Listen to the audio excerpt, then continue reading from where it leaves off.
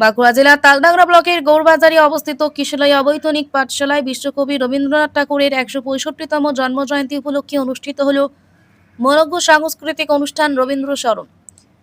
চিয়াকচিয়া গ্রুপের উদ্যোগে আয়োজিত এই অনুষ্ঠানে সকাল থেকে উপস্থিত ছিলেন এলাকার সংস্কৃতি প্রেমী মানুষজন, ছাত্রছাত্রী, অভিভাবকেরা। অনুষ্ঠানে আবৃত্তি, রবীন্দ্রসঙ্গীত, নৃত্য ও বিভিন্ন সাংস্কৃতিক পরিবেশনার মধ্য দিয়ে বিশ্বকবির প্রতি শ্রদ্ধা নিবেদন করা হয়।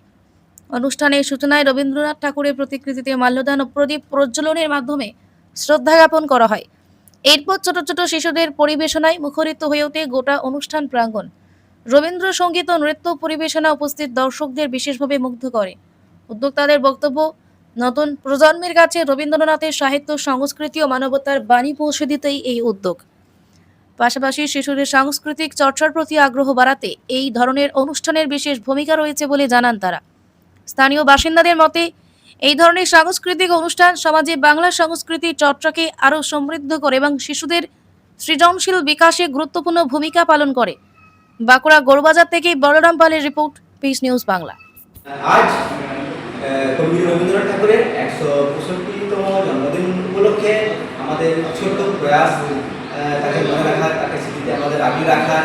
তো আমাদের এই কিশলয় অবৈতনিক পাঠশালার ছোট্ট ছোট্ট গ্রুপদের সব বাচ্চাদের নিয়ে আমাদের একটি ছোট্ট অনুষ্ঠান, যেখানে কবিতা আবৃত্তি, সঙ্গীত, নৃত্য, যে যেভাবে যেটা দিয়ে পারদর্শী সেটাই করার চেষ্টা করলো।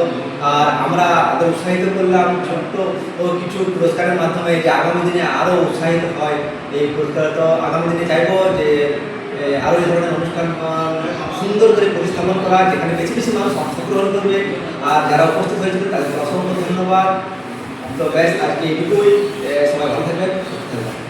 আজ রবীন্দ্রনাথ ঠাকুরের ১৬৫তম জন্মদিন উপলক্ষে আমাদের এই কিশলয় অবৈতনিক পাঠশালাতে আমাদের এখানে শিক্ষক শিক্ষিকা ২ বছর ধরে রবীন্দ্রনাথ ঠাকুরের জন্মদিন উপলক্ষে এখানে অনুষ্ঠান পালন করছে।